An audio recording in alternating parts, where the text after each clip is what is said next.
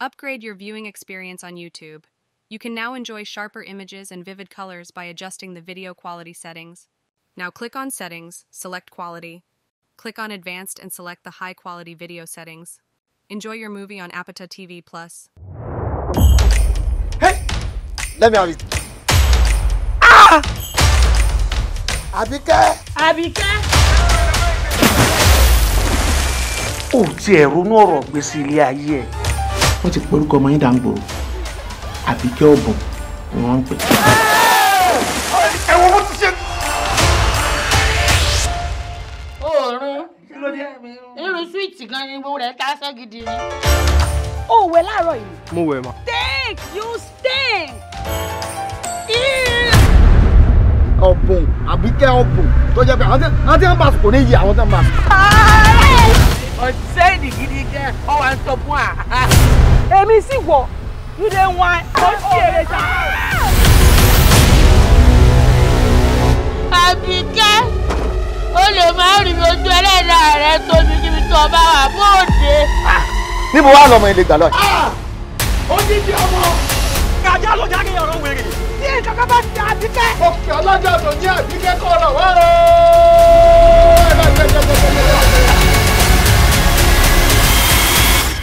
Sọmọ tán pẹ̀lú àrọ́ gidigba ní English. Mọ̀mí wọ̀ta ni wọ́n sọ o. Àbíkẹ́ o, Àbíkẹ́ owó, Àbíkẹ́ o, Àbíkẹ́ àbò, alágogo lékúlékú, abẹ́yìn àrò pélémọ́.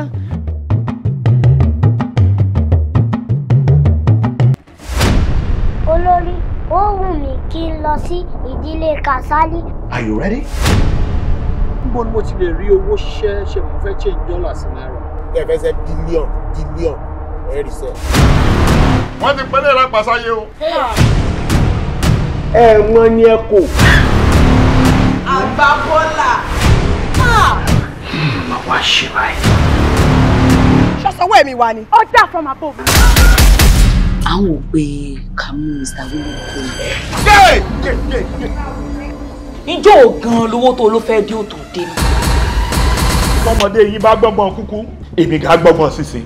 Sìkìsìkì máa mi wó dé. Kí ló dé tí ẹ fẹ́ ya abáramọ̀rẹ̀ jẹ? Padà! Ọ̀tá lóyìn ká máa yóò ká máa.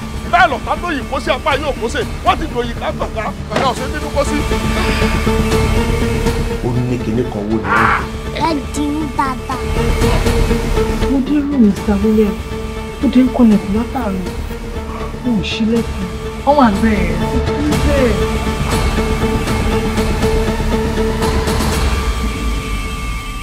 Kò sí bí àjò ṣe fẹ́ dòdò tó nílé òní padà lọ sílé. Jésù ni màá sìn, Jésù ni màá sìn, Jésù ni màá sìn lójoojúmọ́ ayé mi. Jésù ni màá sìn, Jésù ni màá sìn, Jésù ni màá sìn lójoojúmọ́ ayé mi. Ó yá fògo fún Jésù ìwọ ọkàn mi. Fògo f'Olúwa ìwọ ọkàn mi. Fògo fún Jésù ìwọ ọkàn mi o. Fògo f'Olúwa ìwọ ọkàn mi. Gbogbo ayé mi fògo fún Jésù. Fògo f'Olúwa ìwọ ọkàn mi. Gbogbo iṣẹ́ mi fògo fún Jésù. Fògo f'Olúwa ìwọ ọkàn mi. Òwúrọ̀ mi máa fògo fún. Fògo f'Olúwa ìwọ ọkàn mi. Ọ̀sán mi wọ́n fògo fún Jésù. Fògo f'Olúwa ìwọ ọkàn mi. Alẹ́ mi wọ́n fògo fún Jésù. Fògo f'Olúwa ìwọ ọkàn mi. Kò sẹ́nìkan kò Jésù yìí o. Fògo f'Olúwa ìwọ ọkàn mi. Yes, Lord. Ẹ má bínú sórí Jésù. Ní kí n sáré get the rest of the religion. Fògo fún Jésù ìwọ ọkàn mi. Fògo f'Olúwa ìwọ ọkàn mi. Jésù ni màá sìn, Jésù, Jésù ni màá sìn, Jésù, Jésù ni màá sìn, lójoojúmọ́ ayé mi. Ṣé o understand pé birthday party Bankila lọ, not church? O dey dress bele. Daddy, kí ló tẹ̀ ń sọ̀rọ̀ báyìí? Ẹ̀yin náà mọ̀ pé torí bọ́dà Bánjí tóbi lọ́wọ́ mi. mo ṣe fẹ́ lọ bí tí mò ń lọ. If not mo mọ bí tó yẹ kí n wà, ẹ̀yin náà mọ̀ pé church ló yẹ kí n wà. Tó bá jẹ́ pé birthday Banjila ń lọ, kí ni Bible ń ṣe lọ́wọ́ ẹ̀?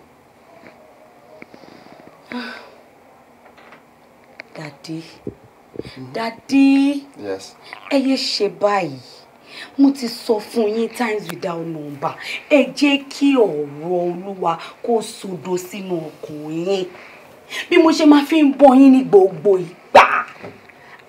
Mo ti sọ síwájú, mo ní wípé church ló yẹ kí n wà. Àmọ́ torí bí Bra Banji ṣe jẹ́ sí mi, mo wí pé kí n lo few minutes lọ́dọ̀ wọn, kí n dẹ̀ kúrò, kí n gbàbẹ̀ dé church. Torí èní ni Wednesday, a dẹ̀ ní ìsìn àwa obìnrin ajíhìnrere. Daddy. Love, should be Bra Banji jẹ́ sí ẹ̀yẹ kan. Respect tó fún tó fẹ́ lọ sí party ẹ̀yẹn. Ó ṣe respect èmi. Yes, by dressing sexy. Dress to kill. Look good for me. Èmi, look good for me. Tó bá lọ sí church, wá fi aṣọ church sínú mọ́tò, wá aṣọ dáadáa kúrò. Jésù mi ò ní jẹ́. I reject it in the name of Jesus. Daddy, bí ìgbà tí ẹ fẹ́ máa kọ́ mi ní kọ̀kúkọ rèé. Ẹ má jẹ́ kí èṣù lóyìn fún mi. Gbogbo ìṣesí mi, ìhùwàsí mi, ìrìnsí mi, ìsọ̀rọ̀ sí mi, ó láti máa fi ògo fún Jésù ní gbogbo ìgbà ni. Kò ń ṣe nínú church nìkan, ní gbogbo ibi tí bá ń lọ, ó láti máa represent mi ni. Hey, stop it! Even the Bible says in Timothy chapter 2 verse 9 that I also want the women to dress modestly in propriety. Ó ní pé òun fẹ́ kí àwa obìnrin ká múra ní ìmúra tó máa fi ògo fún òun Olúwa. Tó jẹ́ pé tí gbogbo èèyàn bá rí wa báyìí wá wò pé okay, ìmúra sí àǹtí ó fògo fún Jésù. Ó tẹ̀síwájú, ó ní adorning themselves not with expensive hairstyles or gold or pearls or expensive clothes. Daddy, ó ní ká má ṣe irun tó wọ́n jù. Àwọn irun tá máa fi ń kúnrun tó máa gùn tó máa gba èṣù láyè nínú ayé wa, ó ní ká má ṣe. Àwọn earrings tó máa tóbi jù tí èṣù gan máa rí tó máa fẹ́ ká jóná nínú náà. Ọlọ́run yìí náà ló ní ká má ṣe. Daddy, gbogbo kìíní yìí náà ló wọ́n jáde nínú aṣọ yìí. A ní kẹ́yẹ́ ṣe báyìí. Táwọn èèyàn bá rí yín wá ní ẹ wo ọkọ Sister Esther. Báwo lẹ ṣe fẹ́ kí n feel? Ẹ wo ṣòkòtò bí bàtẹ́ bá yaṣọ mọ́ra yín lára yìí. Please stop it now. Stop it. Kí ló ṣẹlẹ̀ gan-an? Kí ló ṣẹlẹ̀? Kí ló dé? Ṣé o máa ń ka Bible wọ̀nyẹn dáadáa? Mo ń ka. Dá mi lóhùn. Mo ń ka ọkọ mi. Tó bá máa ń ka dáadáa. The Bible also says in the book of John chapter 7 verse 24. Kí ló wí? Do not judge according to appearance, but judge with righteous judgment. Yes, Bible wẹ̀ ló sọ bẹ́ẹ̀. Daddy. Yes. Ẹ má fi ọ̀rọ̀ dá ọ̀rọ̀ rú fún mi. Òun ni mo sọ fún yín yẹn. Kí ni mo wọ̀? Tẹ́nìkan wọ̀ rí. Tẹ̀fẹ́ kéṣù máa lò yín fún mi. Can we go now? Can we? Jésù àjọba nínú ayé yín, á bá mi yí yín padà. Gbogbo àwẹ̀ àti àdúrà tí mò ń gbà lé yín lórí kò ní já sí asán lórúkọ Jésù Kristi Olúwa wa. Àmín. Ẹ jẹ́ ká lọ. Jésù á wà pẹ̀lú yín, bá mi kó sí yín lọ́kàn, á rọ̀ yín lọ́kàn. Á jẹ́ kẹ́ wùwà nínú ìṣerere òun.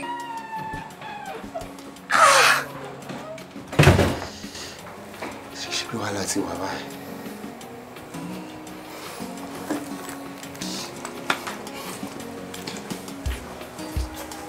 Mo ti jáde nígbà kan níbèrè sísá o. Ìjẹ́lá dáhùn ṣe sọ ọgbọ́n orí ìmọ́lẹ̀ lára mi. Wọ́n ní bóyá láòsòrìrè nìrẹ̀wẹ̀sì bẹ́dẹ̀. Mo dán obìnrin tó hùn mí, wọ́n sọ pé rárá. Ọ̀dẹ̀ yẹn ní màmá. Ọlọ́run wò yín, Ọlọ́run dá yín sí fún wa. Ẹ ní ṣòfò, òfò ẹ̀mí ò ní jẹ́ tí ńlá ṣe Ọlọ́run ọba. Mr. Andrew, can you stop it? Yes, ma'am. Ọlọ́run bá mi kó sí yín nínú. Àmì àṣẹ Èdùmàrè. Mo ti sọ àmì Jésù. Àmì Jésù. Mo ti sọ fún yín times without number. Ó ní àwọn orin tó yẹ kí èèyàn Ọlọ́run, ẹni Ọlọ́run, ẹni tí Ọlọ́run jọba nínú àyà ẹ̀. Ó ní irú orin tó yẹ kó máa kọ. Gbogbo àwọn orin tẹ́ ń kọ ìkófógó fún Jésù. Ògúnlákáyé jẹ́ wá mọ̀ pé ohùn mi kì í máa kọ àmọ́ mẹ́mórì erí mi ò gbé. Jesus Christ! kí tó mo ṣe kíkọ́ ni mo ṣe má. Mr. Andrew Jésù á fi ẹ̀jẹ̀ wẹ̀ yín. Àmín. Torí wípé kí ni ẹ ti sin Ọlọ́run pẹ̀lú mámọ́nì.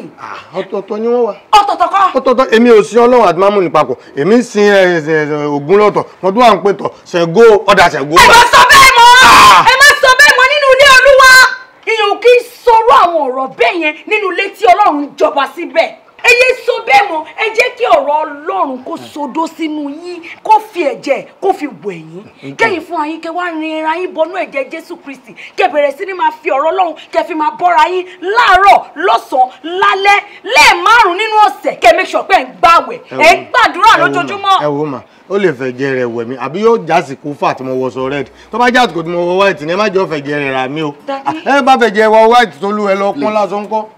Please, can we just go? Ẹ ṣeun jèrè. Ẹ má ṣe báyìí náà. Wọ́n máa ń bá mi sọ̀rọ̀ ẹ wo ẹ̀dá mo fẹ́ ṣèlérí fún yín tí n bá ti gba sálárì lọ́wọ́ yín báyìí èmi fúnra lára mi ó jọ yín lójú wọ́n bẹ̀rẹ̀ sí ní ra orin àwọn àjọgbà Jésù atóríṣe Tọ́pẹ́ Àlàbí gbogbo wọn ni ìmọ̀ àṣírí máa sórí gbogbo gbà. Ọlọ́run bá mi fọwọ́ tán yín lọ́kàn. Àmín o lórúkọ Jésù ayé yá yí padà. Àmín lágbà àwọn ìyá mi. Ẹ̀rí owó Ọlọ́run ẹ̀rí owó Jésù ti àmín o àmín o àmín àwọn ìyá mi. Olúwa ó tóbi. Ó tóbi o baraka ó tóbi Túngbà Pásọ Alábí.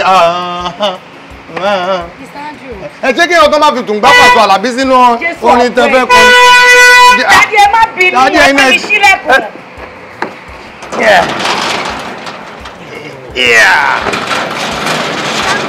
Dádì ẹ wá. Dádì ẹ máa bọ̀. Ẹ jẹ́ kó máa bọ̀ wá o. Ẹ jẹ́ kó máa bọ̀ wá o. Dádì ẹ mẹ́yìn wá o. Ẹ̀yin sí bíbá yìí o. Dádì ẹ máa kó gèèjẹ. Ẹ jẹ́ kó máa bọ̀ wá o. Èmi máa sá kúrò lẹ́nu ọ̀nà o. Tẹ́ bá ti lọ ha géètò. Dádì ẹ kọ́ fọwọ́ yín. Ẹ jẹ́ kó máa bọ̀ wá o. Dádì máa sá lọ tọ́dà yẹn bá ti bó mọ́ mọ́tò ni o. Ẹ jẹ́ kó máa bọ̀ wá o. Ẹ máa lọ díẹ̀díẹ̀ ń o. Díẹ̀díẹ̀ ń o. Díẹ̀díẹ̀ ń o. Díẹ̀díẹ̀ ẹ̀sà. Kò lè tí wọ́n mi létí àwọn pàtó ló ti wá mẹ́mórì mi àtàwọn Òṣùpá kẹ́ tó dìlítì ẹ̀ náà yọ pẹ́ ní bá kábà so mo fọlọ́run sọ́yìn bẹ́ẹ̀ ṣe ń lọ ẹ̀ẹ́dùn gbà ẹ máa lọ láyọ̀ baraka Túngbà Pásọ Alábí kò ní yé ọ̀gá obìnrin ayé wọn ò ní da pẹ̀lú ọ̀rọ̀ Jésù tí wọ́n mú mẹ́nu èmi ẹ̀yìn Razaki fúnra lára mi ẹ sọ mi di handle version olúwe ọkọ̀ ẹ tún ní kólúwẹ má kọrin tólúwẹ fi ń gbádùn mọ́.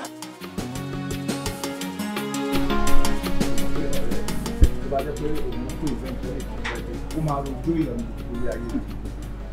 Ó máa tún dé máa wọ̀nyí, ó máa bá wa ní ilé iṣẹ́ wa. Bí wọ́n sọ,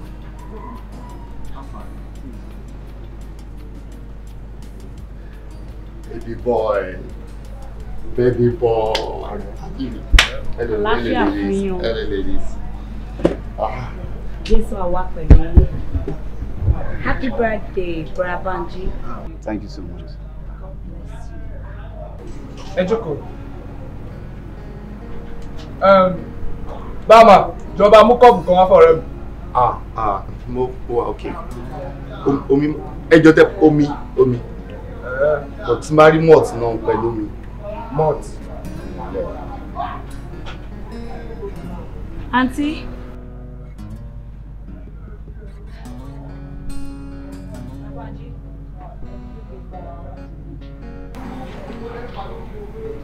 In Jesus' name. In the mighty name of Jesus. Amen. Father, we put Brother Banji into your hands today. As today is his birthday, Father, take control over his life. Baba, ogun tí mímú, ogun ká máa dirun bí obìnrin. Olúwa bá mi ṣẹ́ ogun Brother Banji ní àṣẹwà. Amen. Ogun ká máa fi eríngì tí àwọn ọmọ ẹlẹ́ṣẹ̀ tí wọ́n wọ̀ nínú Bíbélì ní ọjọ́ sí ká máa gbé sí imú. Ká máa lo abẹ̀bẹ̀ sójú. Olúwa, ìwọ ní ìwọ ò fẹ́ ikú ẹlẹ́ṣẹ̀ bí kò ṣe yí pé kó ronú pìwàdà. Bàbá, mo fi àwọn wọ̀nyí lé ẹ lọ́wọ́, bá mi gbàkóso ayé wọn. Jẹ́ kí ẹ̀mí Brother Banji gùn. Amen. jẹ́ kó rí ná. Amen. Jẹ́ kó rí lò. Amen. Family Ọlábánjí Olúwa bá mi bùkún fún wọn. Amen. Amen. Lórí ìdílé Ọlábánjí bàbá gba ọpẹ́ wọn. Gba ọpẹ́ àwọn Abraham náà. Lórí àwọn àti méjèèjì Olúwa bá fọwọ́ tọ́ wọn lọ́kàn. Lórí ìgbésí ayé Bánjí Olúwa bá mi gba àkóso ayé yín àfọwọ́ tọ́ yín lọ́kàn. A fi ọwọ́ tọ́ yín lọ́kàn ẹ lè ronú pìwàdà. Torí pé Olúwa ò fẹ́ kó ẹlẹ́ṣẹ̀ bí kò ṣe kó yín ronú pìwàdà. Daddy, gẹ́gẹ́ bí mo ṣe sọ fún yín síwájú ká tó débi pé mo kàn ní láti yọjú sí Bánjí ni torí wípé wọ́n tóbi lọ́wọ́ mi gan. Kí n dẹ̀ ṣe àwọn prayer ránpẹ́ kan kékeré fún wọn. Ọlọ́run á gbàdúrà, á mú yín mọ̀, á mú yín lọ sí ọ̀nà tí ó tọ́. Ẹ̀yin àǹtí mi, ẹ kú jókòó. Jésù á wà pẹ̀lú yín. Jésù àǹtí. Daddy can take it. Jésù pé ọ́.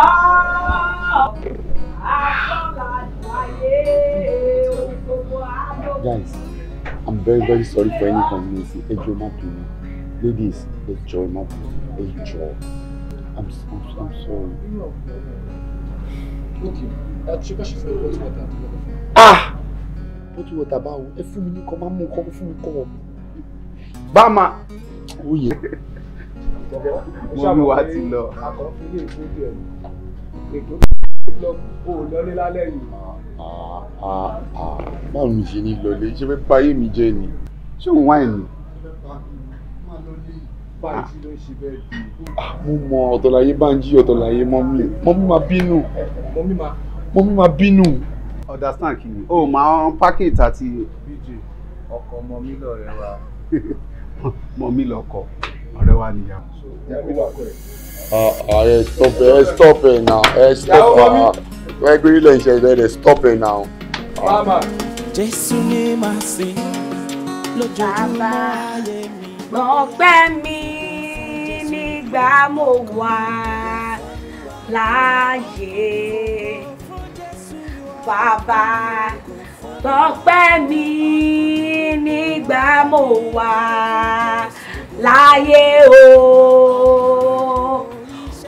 Òkú mi kò lè yàn o.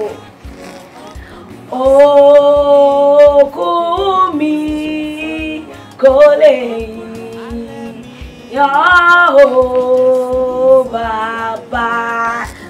Thank you, Jesus. I give you praise, I give you adoration. I return all the glory back to you. Thank you for my family. Thank you for your grace. Thank you for shelter. Thank you for my going out and coming in. Thank you for my husband's life. Olúwa, lórí ayé Daddy, Baba gbàkóso, Baba dáríjì wọ́n, Baba dáríjì wọ́n, gbogbo ẹ̀ṣẹ̀ tí Daddy ti ṣẹ̀ sí kọ́nà tí ojú mi ò tó, Olúwa dáríjì wọ́n. Olúwa ṣàánú fún wọn lórí Daddy. Olúwa dárí ẹ̀ṣẹ̀ jì wọ́n, ẹ̀ṣẹ̀ tó ń fi ọkàn dá tọ́rọ̀ bá wò fojú dá, bàbá ẹ dáríjì wọ́n. Olúwa ẹ gbàkóso ayé wa lórí ìdílé Ábúráhámù. Olúwa ẹ gbàkóso, Olúwa ẹ jà fún wa, Olúwa ẹ jagun ayé wa. Olúwa dáríjì Daddy o, má jẹ́ kí iṣẹ́ dìṣẹ́ mọ́ wọn lọ́wọ́. Olúwa ṣàánú Daddy, ṣàánú èmi náà, ṣàánú ẹbí mi, ṣàánú ẹbí Daddy. Dáríjì wá, má jẹ́ àṣìṣe, má jẹ́ àkùnà ìjọba ọ̀run. Gbogbo ẹ̀ṣẹ̀ tí ò ní jẹ́ arọ́rùn wọ̀, Olúwa má jẹ́ àṣẹ. Ṣàánú wa o, ṣàánú wa o, ṣàánú wa o, ṣàánú wa o, Olúwa ṣàánú wa o. Kémi lè jẹ́ tirẹ̀ títí ayé mi. Kémi lè jẹ́ tirẹ̀ títí ayé mi. Mo ní Jésù ní màá sìn, Jésù ní màá sìn, Jésù ní màá sìn lójoojúmọ́ ayé mi. Ọba tó fún mi lè yé mi tí kò gbowó lọ́wọ́ mi. Ọba tó fún mi lálàáfíà tí kò gbowó lọ́wọ́ mi. Owó mi tìrẹ ni, ilé mi tìrẹ ni, ọmọ tí o fi fún mi tìrẹ ní ṣe o Jésù. Aya mi, ọkọ mi, ohun gbogbo tí mo ní mo fi fún ọ Bàbá, bóyá fògo fún Jésù.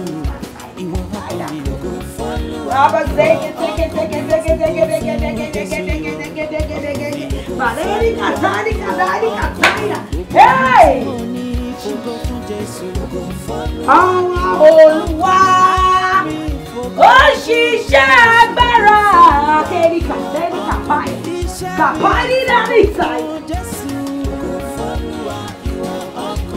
Ọba tó pọ̀ ní àánú àtàgbára ògo fọ́lúwa ó kú kémi lè yé. Amen. Amen. Amen. Amen. Amen. Amen in Jesus' name. Daddy. Mommy. Kí ló ṣẹlẹ̀ ẹ̀sán? Ìbéèrè náà ló béèrè yẹn o. Ọ̀nà wo ni mo fẹ́ gbà sùn? Some hours mo ti dé, mo lọ wo kitchen, mo ò róúnjẹ, inú ń ta mí, ebi ń pa mí. Báwo ni mo ṣe fẹ́ sùn? Daddy. Mommy. Daddy. Mommy. Mo mọ̀ pé Ọlọ́run á bá mi gbàkóso ayé yín délẹ̀. Kí ló dé tẹ́ máa ń ṣe báyìí nù? Ṣé ti gbàgbé ni? Èní ni last Wednesday of the month. Ẹ dẹ̀ mọ̀ pé mo máa gba àdúrà láti 9 títí di 4 on the 1st ni. Ó yẹ kẹ́ mọ̀ ni. Èmi ò mọ̀ bọ́ kàn wá dàbẹ̀ ni wípé ẹ̀yin lẹ ń gbàdúrà, Daddy ló ń gbàwẹ̀. Ẹ má bínú. Oya. Ẹ súnmọ́ mi, ẹ jẹ́ ká jọ gbàdúrà yẹn. Ká jọ gbàdúrà bí kí ni mo gbọ́ yẹn. Bẹ́ẹ̀ni. Má ṣe yọ̀ ni. Ṣé o mọ̀ pé tá bá bẹ̀rẹ̀ sí ní gbàdúrà ńsìn tí n bá dédé lọ ṣubú lulẹ̀. Kó arapa ló gbé mi kì í ṣe ẹ̀mí mímọ́. So ẹ yọ̀ǹda mi, ẹ jẹ́ kí èmi lọ máa kà sílẹ̀. Daddy, lórúkọ Jésù, wárápá ò ní gbé yín ṣánlẹ̀. Àmín. Ẹ ní kà sílẹ̀ lórúkọ Jésù. Ẹ yé ṣe báyìí. Àdúrà àgbà. Àmín. Ìdí ajá. Àmín Jésù. Ọ̀run àṣí. Àmín Jésù. Ọ̀nà àlà. Àmín Jésù Kristi. Ẹ ṣá yọ̀ǹda ẹ̀mí. Daddy, ẹ̀yin gan ti ń good nínú àwọn prayer point yẹn. Ẹ̀yin ibi tẹ́ bá mi dé náà ni. Hallelujah. Hallelujah. Daddy, ẹ má bínú. Ẹ jẹ́ kí n kà sílẹ̀ ẹ ṣe. Ẹ má bínú. Iṣẹ́ Ọlọ́run ṣe pàtàkì ni, ẹ má bínú. Jésù ló lágbára àtògo nílé ayé mi o. Jésù ló lágbára ọba títí láì. Ta ló lágbára? Jésù ló lágbára àtògo. Ọlọ́run á fún yín ṣe. Ọlọ́run ọ̀gá ògo á fún yín ṣe. Nínú ìwé Mark chapter 16 verse 15 ó sọ wípé kí ọmọ ènìyàn kó wọ inú ayé lọ bless you kó lọ kéde ìyìn rere Jésù fún àwọn ẹ̀dá.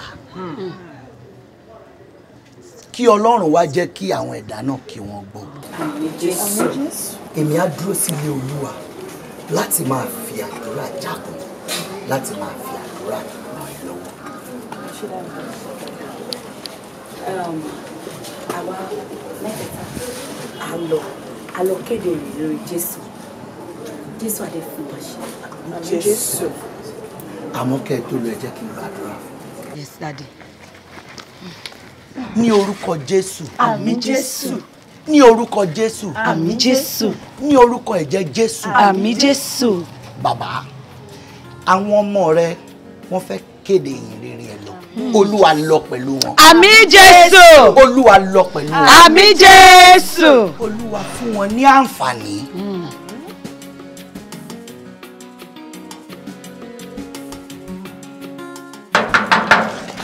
Kí ló dé tẹ̀ kúkú fi tírélà wo eléyìí tẹ́ fi padà kán lẹ́lẹ́kejì tírélà lẹ̀ bá dàbò ẹ gbọ́dọ̀ jọmọ òkò yìí ọmọ agége lẹ́jẹ̀ nínú kẹjẹ́ àwọn ọmọ àwáwà ni ẹ wọlé kẹ wá gbé. Ẹ káàsán.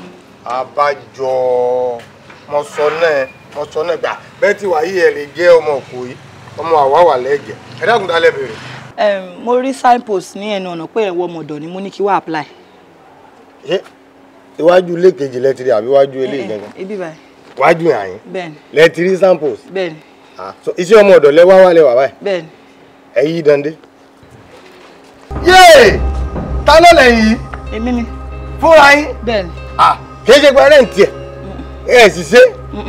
Ẹ̀yìn Tòkunbọ̀ ni? Natural ni. Kì í tó artificial? Ẹjà kúlẹ̀. Ẹ gbà mí. Kí ni paracetamol méjì ń wá láyà yín? Ṣé lè? Èmi náà mo ní. Lẹ kó ẹ̀yìn àwọn paracetamol méjì lẹ́ẹ̀dá àwọn lẹ́ẹ̀dẹ̀ wọn mọ́nù kẹ̀kẹ́. Ó wà nù nǹkan, ó wà. Níbo ló wà? Báyìí, inú aṣọ. Ẹ ká aṣọ yìí sókè fún mi. Ẹ wo, ìyẹn kọ́ ni mo wá ìgbà iṣẹ́ ni mo wá ìwo ni kí n máa káṣọ. Ṣé à ń ṣe dáadáa ṣé olú ẹ̀ náà fọ́ lójú ni? Ẹlẹ́wọ̀n máa wọn ọmọ ọlọ́mọ lẹ kó wọn sí abẹ́ aṣọ láì fi nǹkan kan bò wọ́n. Bẹ́ẹ̀ni tí n bá ń sọ̀rọ̀ lọ́wọ́ nísìn tí wọ́n bá gbọ́gbọ́ kúgbọ̀ wọ́n lè kú láyà yín kára yín ọkàn rà bá fún mọ́bẹ̀. Ẹ ní ra àwọn paracetamol tó wà ń bẹ̀ mọ́. Bẹ́ẹ̀ mo sọ fún yín. Kí ni tẹ wá gangan? Mo ní mo fẹ́ ṣiṣẹ́ ọmọ ọ̀dọ̀ mo rí signpost torí ẹ̀ mo ṣe wá. Ẹ fẹ́ ṣiṣẹ́ ọmọ ọ̀dọ̀? Bẹ́ẹ̀ni. Níyà yín? Bẹ́ẹ̀ni. Ẹ dákun ṣe mọ́ náà lé tẹ wọ̀ yìí? Rárá mi mọ̀. Ẹ mọ̀? Ẹ mọ̀ àwọn tó nílé yìí? Mi mọ̀. Ẹ wo kò síṣẹ́ iṣẹ́ tí yóò síyàn yín ẹ máa wá lọ ṣe gbọ́. Gbogbo kí wàá tí yẹn dẹ̀ jẹ́ kí n rí àwọn tó nílé náà wọ́n lè ní another opinion ju nǹkan tá ẹ̀ ń sọ lọ náà. Ọ̀rọ̀ tẹnu tèmi ọ̀dà àbí? Mi sọ bẹ́ẹ̀. Bẹ́ẹ̀ni. Kò sí wàhálà iṣẹ́ rí bẹ́ẹ̀ ti wà yìí ẹ lè rí sẹ́yìn àyín pẹ̀lú ìmúra yín yìí o tó dáhùn tó wà náà léyìí tí wọ́n nílé gangan born again Christian òun ni wọ́n pẹ̀lú ìmúra yín yìí náà wọ́n ti kọ́kọ́ disqualify yín tẹ bá ń gbọ́ outside lẹ́wà ẹ bá ń gbọ́ ìtàlẹ́wà bẹ́ẹ̀ ṣe ti gbọ́. Ẹ bọ̀ ṣé mo ṣáà rí wọn náà kẹ́ tó ṣáàlì wọ́n máa interview mi náà bóyá mo máa pass. Bóyá wọn gbà yín ọ̀rọ̀ tí wọ́n lè ta ọ̀rọ̀ tèmi ọ̀dẹ lọ àbí. Something like that. Kò sí wàhálà ẹ̀yin ẹdún bẹ̀ ẹ jẹ́ kí ni ó kàn sí ẹnu ọ̀nà ilẹ̀ torí pé olórí burúkú ni Bingo ọ̀dà ilé bàbá yín ẹjọ́ kù náà. ń bọ̀ Bingo. Bingo. Ọ̀rẹ́ ń ṣe bẹ́ẹ̀ yẹn. Ìdí ẹ̀ tó dàbí èyí tí wọ́n rọ mi sí ni ènìyàn kọ̀ọ̀kan jẹ dànù Bingo àwa jomi ìdí ẹ̀ dànù ó lò sí ó rí bó ti rí ó nídìí tapioca ọmọ wèrè ń bọ̀ nílé ń gbàgbọ́ ó múra òfò ó mú di èyí ní pàtẹ́ ń gbà pátápátá tìkì. Jésù ni màá sìn. Ṣé mo ti wà ókè báyìí sá? Mo ṣáà ti jọ ọmọlúwàbí báyìí. Wọ́n náà wo rẹ̀ báyìí o ti ń jọ ọmọlúwàbí bọ̀ bí o ti wà yìí torí ìmúra ẹ nísìn o lè ṣe interview tọ́lọ́n bá wá kú ẹyọ tó bá mọ give and take tó mọ̀ dáhùn dáadáa ó rí sẹ́yìn àyè àmọ́ tó bá mọ give and take tó mọ̀ dáhùn tó tán wá mẹsẹ̀ báìbù rárá tó lọ jẹ́ ẹsẹ̀ fà lọ́mọ. Mo mọ̀sẹ̀ báìbù àti ọwọ́ báìbù. Mo mọ ọwọ́ báìbù náà. Àyà báìbù ńkọ́? Mo mọ ọwọ́ báìbù. Èrí báìbù ńkọ́? Mo mọ iṣan báìbù. Ìdí báìbù ńkọ́? Mo mọ gbogbo body part báìbù. Àyà báìbù ńkọ́? Ìdí báìbù sorry gbogbo ara báìbù mo mọ̀ sá. Ọmọ apá báìbù. Mo mọ apá báìbù. Ọmọ àyín báìbù. Mo mọ̀. Eléyìí báìbù. Mo mọ̀. O mọ̀? Every part ni mo mọ̀. O ti ríṣẹ́. Ṣe sá. Màá lọ sí wá ọ̀dẹ̀. Sá. Ibi tó ń lọ ni sọ́nà ẹ̀ wà ń bẹ̀. Mo rò pé ọ̀nà inú ilé nìyẹn. Ọ̀nà ẹ̀ta ni. Ó ń ṣe balabala bẹ́ẹ̀ bẹ́ẹ̀lì ti ẹ̀rọ o. Ààrẹ ò ní balẹ̀ tó bá wọ̀ ẹ̀yìn o. Ẹ má bínú. Àmọ́ lè ṣe kọ́ má rí ṣe gbà o. Ẹ má bínú. Ẹ̀yẹ ó kọ́kọ́ béèrè ọ̀nà ẹ̀nẹ́. Mo rò pé ọ̀nà. Ọ̀nà gọ́tà ni wọ́n gbà lọ́lé olówó ọmọ tálíkà. Gbà ọ̀gángan ọ̀nà báyìí ńlá láti sọ. Ẹ ṣe sà ẹ ṣe. Tó wá má bínú. Tó ń bá bọ̀ ṣe. Tó bá fi lè rí sẹ́yìn àyín. Báwọn ọ̀gá ti ń ṣe fíjì lókè. Èmi àti ẹni wọn máa ṣe fíjì àyín lálẹ́ o. Ṣé pásítọ̀ lẹ́yìn ni? Gbogbo ẹ̀ wọ́n ti pọ̀ sí mi lára. Èèyàn ò lè bá wọn ṣiṣẹ́ kó má mọ̀ nípa báìbù kó má mọ̀ gbogbo nǹkan. Mo mọrin Jésù débi wípé mo fẹ́ kí n dàbí Jésù. Hallelujah. Lówó di jẹ́rìí kó. Yes sir. Ọ̀nà yóò wo di ẹ̀ bó ti ń lọ. Ẹ kú jókòó sí. Yes sir. Yes sir. Yeah, my two things. Jésù yóò jù wá. Ẹ káàbọ̀ ma. Daddy, kí ló dé tẹ́ jẹ́ kí ó ṣì wà lórí ìkó? Mọ́mí ẹ jẹ́ kí n wà báyìí, mo wà very comfortable báyìí. Rárá, ayé ò lè tó bẹ́ẹ̀. Rárá mà, bí mo ṣe like láti máa wà nílé mà. Jésù gan fàyè ni wá lára tó báyìí. Ẹ dìde, a ní kẹ́ dìde. Wà láìtàláì, súnmọ́ bí láì Azim mo wà òkè. Àwọn ọmọ mi ní pé kẹ́ dìde. Mo wà òkè sá, ẹ má ṣe yọnu. Àǹtí, Jésù gan máa yé le tó yìí, ẹ dìde. Ẹ má wọrí, mo wà òkè. Àǹtí, kí ló ń pè mí? Ifá fún tọ́ ni mà. Jésù Kristi. Kí ló ṣe? Daddy, ṣé ń pay attention? Sister Jésù Fúntọ́. Ifá Fúntọ́. Èmi ò ní pé irú èdè bẹ́ẹ̀ ní inú ilé mi. A kì í pe èdèkedè nínú ilé Olúwa. Kí ló dé tẹ́ jẹ́ pé irú orúkọ bẹ́ẹ̀ lẹ̀ ń jẹ́? Actually, ìdílé tèmi ti wá Ifá la máa ń bọ̀ mà. Jésù Kristi. Bẹ́ẹ̀ni, àṣẹ, yes ma. Àníkẹ́yẹ pé irú àwọn ohun bẹ́ẹ̀ nínú ilé Olúwa mọ́. Nínú ilé Olúwa ní ibi orúkọ Jésù Kristi òun nìkan la mọ̀. Àṣẹ. Tá dẹ̀ máa ń pè. Tí ẹ bá mọ̀ pé ẹ fẹ́ ṣe iṣẹ́ nínú ilé yìí, ó níbẹ̀ ṣe máa ṣe. Bẹ́ẹ̀ ni, ẹ máa gba Jésù Kristi gẹ́gẹ́ bí Olúwa àti Olùgbàlà yín. Ẹ máa lọ fún baptism. Bẹ́ẹ̀ ni, ẹ dẹ̀ máa sọ ara yín sí àwẹ̀ àti àdúrà ní ẹ̀ẹ̀kọ̀ọ̀kan bá ṣe máa ń ṣe. Ẹ máa lọ church, orúkọ yín á dẹ̀ máa jẹ́ Jésù fún mi tán. Ẹni pé Jésù fún mi tán. Kò sí wàhálà, ọ̀nà fún lọ́nà nǹkan tẹ́ bá ti sọ náà mo fara mọ́. Ẹ ṣé mà. Kò sí wàhálà. Ẹ ṣé mà. Jésù wá pẹ̀lú. Àmì mà. Àmì Jésù. Àmì Jésù. Ibo ni kí n ti bẹ̀rẹ̀ iṣẹ́ mà? Àlàáfíà fún mi ni.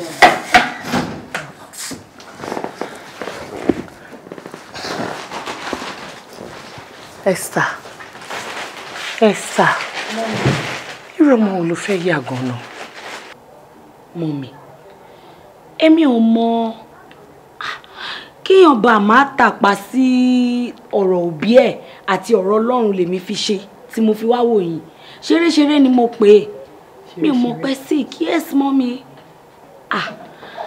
Ó tó ní ìgbà tó yẹ pé gbogbo bí mo ṣe ń wọnú ilé yìí, gbogbo àwọn nǹkan tí ojú ń rí tó fi ń dẹ́ṣẹ̀ òun lẹ̀ ń ṣì ń jẹ́ kí ojú mi máa rí. Mi ò dẹ̀ lè máa rìn ní bèbè ẹ̀ṣẹ̀ nígbà tí bá ń tọrọ ìdáríjì ẹ̀ṣẹ̀ lọ́wọ́ Ọlọ́run kí n tún wá máa rí nǹkan ẹ̀ṣẹ̀ yẹn kí n máa rìn bẹ́ẹ̀. Mọ́mísí kò ní lè possible. Ẹ wò àwọn ìbejì, àwọn ọmọlẹ́lẹ́bí tọ́jà àbúrò mi, gbogbo bí mo ṣe ń bá wọn sọ wọ́n láwọn ò ní gbọ́ ni.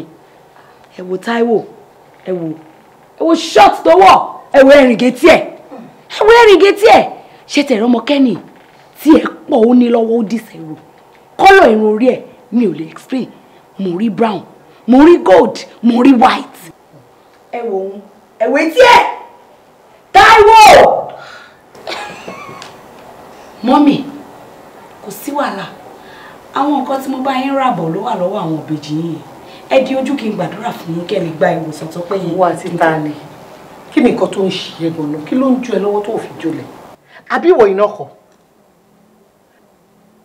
Dẹ́mi lóhùn, kó tó di pé olóhùn márì tó márì. Ṣé ìwọ iná kọ ni mo máa ń lọ remote mọ́ lọ́wọ́? Ẹ ti gẹ̀ ẹ́ mọ́. Will you shut your mouth? Cherry. Tó jẹ́ pé àwọn movies tó ju èjì ẹ lọ òun ló máa ń wò.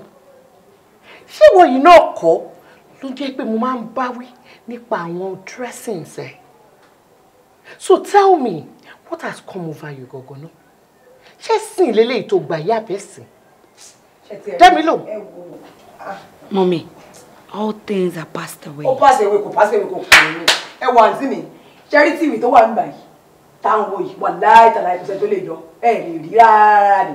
Torí òun máa fi wo Don Jazzy, máa fi wo The Bunch lálẹ́, máa fi wo Zazu Zẹ. Ẹ wá ní òṣùwọ̀n kò gbẹ̀gbẹ̀ dákẹ́jẹ́. Ẹ jẹ́ sọ̀rọ̀ fún wọn jẹ̀rẹ̀, kọ́ ní ìgbẹ́ ọkàn tí mò ń sọ jẹ̀rẹ̀. Mo ń kàn tẹ́ wọn lọ́rùn. Mi ò bẹ́ẹ̀ wí o. Mọ́mì, Bíbélì gan sọ. Kí ni Bíbélì sọ? Ó ní tó bá jẹ́ ojú ọ̀tún ẹ̀ ló fẹ́ mú ẹ dẹ́ṣẹ̀, yọ kúrò kó sọnù. Mọ́mì, àwọn ọmọ yìí Ọlọ́run á bá mi kó sí wọn ní ọkàn. Wọ́n á rí ìyanu gbà. Àmín Kristi. Ọlọ́run á kó sí wọn nínú. Olúwa o. Wọ́n á gba Jésù gẹ́gẹ́ bí Olúwa àti Olùgbàlà wọn. Ẹ di ojú go get out, kó gbénu ẹ dákẹ́. Kí ni nǹkan tó ń ṣe ẹ́ gan-an? Kí ni problem ẹ? Ṣé mi ò gbẹ̀sìn ni?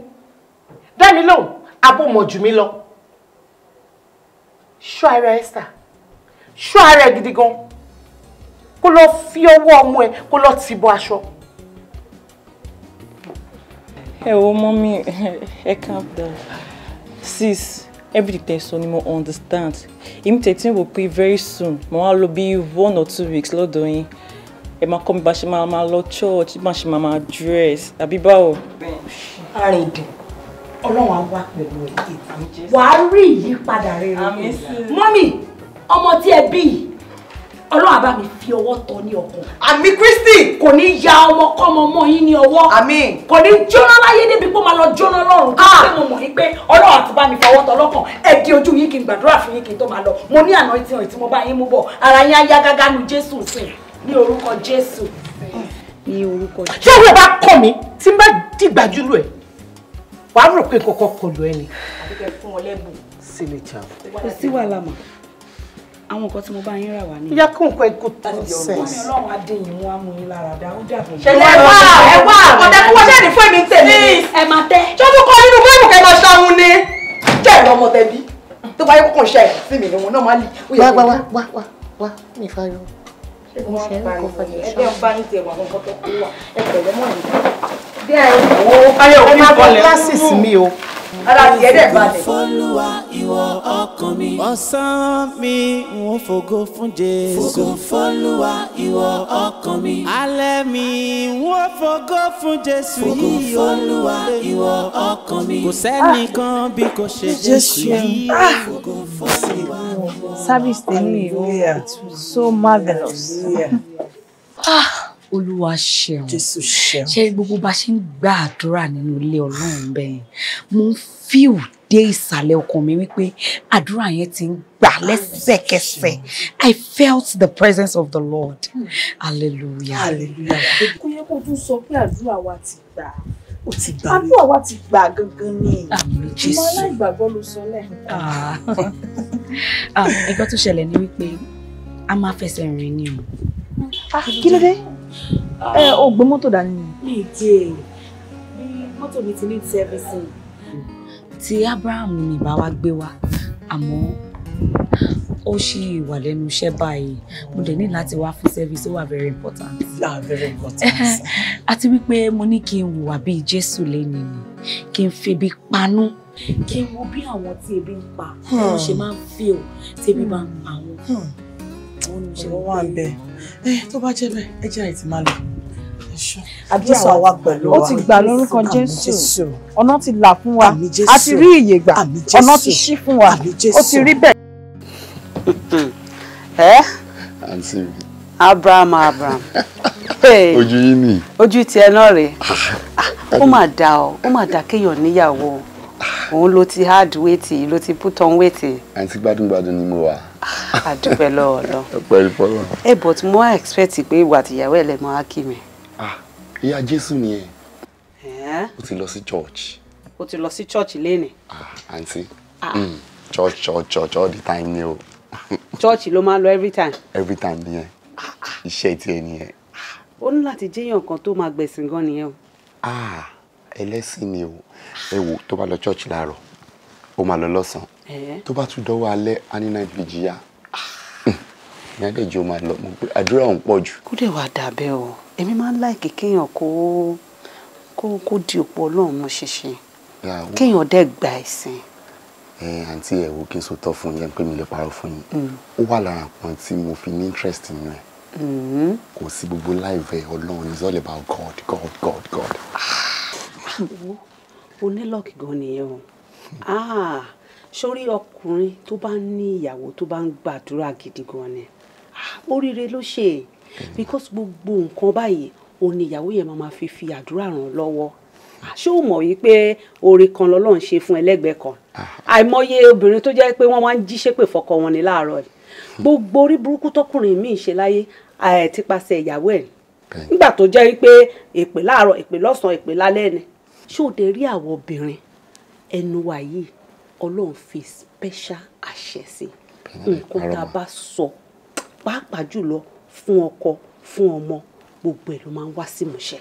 So tí obìnrin tó bá ń fi ojoojúmọ́ tó bá fi ń gbàdúrà fún ọkùnrin ọkùnrin yẹn ní lọ́kàn kò sí bó ṣe fẹ́ ṣe ó máa ṣoríire rẹ̀ ó bá dẹ̀ ń ṣe ìdàkejì náà fún tọ́ Ọlọ́run ṣáájú rẹ̀ wọ́n. Ó kù ọkọ Ọlọ́run ọba.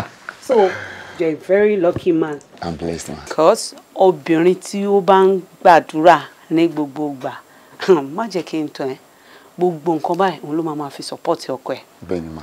Àtàdúrà àtàwẹ̀ báyìí òun ló máa fi máa koná mọ́ success ọkọ ẹ̀. Bẹ́ẹ̀ni ma, ẹ parọ́ ma. I'm so happy. Ṣó ti wá rí pé tiẹ̀ ti wá di púpọ̀ lọ́dọ̀ Ọlọ́run rẹ̀. Ìgbà tí ìyàwó bá ń gbàdúrà fún ẹ, tọmọ ń gbàdúrà fún ẹ, ṣó ti rí pé o ti ṣoríire. Bẹ́ẹ̀ni ma. Ẹ̀yin náà máa dúpẹ́ lọ́wọ́ yín bó ìgbà táwọn kérítà ń dàgbà yẹn sọ fún mi pé be serious tó bá ti fẹ́ níyàwó ìyàwó gidi ni o ẹni tó mọ Ọlọ́run ni o. Mo dúpẹ́ lọ́wọ́ yín. A dúpẹ́ lọ́wọ́ Ọlọ́run. Thank God for everything. I'm so happy for you. Thank you. I am so happy for you, for your life. Thank you ma. Mo dúpẹ́ Ọlọ́run. Ẹ ṣé ma. Ẹ wọlé lọ ẹ bá mi kó gbogbo UK. Ẹ máa gbà mẹ́kẹ́. Jọ ọdún wo lèmi àti èsì ríra gbẹ̀yìn? Ìgbà wo ló dé? Ọ̀rọ̀ mélòó la ti sọ látọdún tèmi àti ta ti ríra gbẹ̀yìn? Tí mo ti wò pé òkè a máa sọ̀rọ̀ throughout ẹ̀ ní ìní. O wá dé tá ìdí o tí lo ṣẹ́jú mẹ́wàá o ti ń béèrè nǹkan tí mo mú bọ̀. So torí nǹkan tí mo mú bọ̀ ló ṣe wá kí mi, right? Àǹtí mi mọ̀ sọ báyẹn náà mo miss yín already. O miss mi àbí? Mo miss yín. Láti ìgbà tó ti dé bíbà jọ sọ pàtì wo ló ti sọ ipò miss mi? Ìgbà wo ló sọ? Ọkọ mi náà miss yín yẹ kí tí bá feel pé mo miss yín náà. Ọkọ ẹ̀ ń sọ fún mi àbí? Kò sí wàhálà n tó jẹ́ lógún ló sọ yẹn. Okay, tí n bá wá sọ fún pé mi ò bẹ́ ra nǹkan kan. Ayọ̀ wàhálà máa wà. Báwo lè ṣe ní ra nǹkan brancy? Ṣo fẹ́ gbọ́? Mo ń gbọ́ yín. Mi ò bẹ́ ra nǹkan bọ̀, ìyàwó mi nìkan ni mo ra nǹkan bọ̀ fún. Ẹ má ṣe bẹ́ẹ̀, ẹ ti ẹ̀ lè ṣe bẹ́ẹ̀ mo trust yín náà. Ẹ má ṣe bẹ́ẹ̀ náà. Mi ò obìnrin ni mi ọkùnrin ni mi ò mọ bó ṣe ń ra nǹkan ọkùnrin. Àǹtí. Nǹkan obìnrin ni mo mọ̀ rà, so ìyàwó ẹ nìkan ni mo bá ra nǹkan bọ̀. Ìyàwó mi bíi ti báwo? Ìyàwó ọ̀tọ̀ yín lẹ kọ́kọ́ mọ̀ kẹ́ tó mọ ìyàwó. Obìnrin sóbìnrin ni. Obìnrin sóbìnrin nìkan obìnrin mo rà mo sorry. Ẹ má ṣe bẹ́ẹ̀ náà. Ẹ má ṣe bẹ́ẹ̀ ọ̀tọ̀ ni ìyàwó ọ̀tọ̀ láyé tèmi. Kò sí bó mi bẹ́ẹ̀ ra nǹkan kọ̀ bọ̀. Kò ṣe nǹkan tó bá fẹ́ ṣe. Ṣé fẹ́ kí n wọlé fúnra lára mi ni? Kò wọlé fún rẹ̀. Má wọ yàrá yín.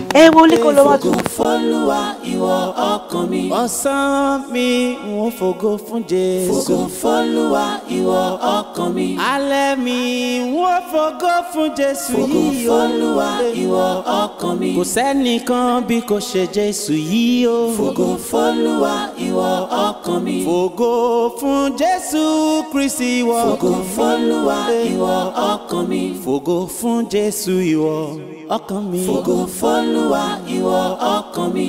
Jésù ni màá sìn. Jésù. Jésù ni màá sìn. Jésù. Jésù ni màá sìn.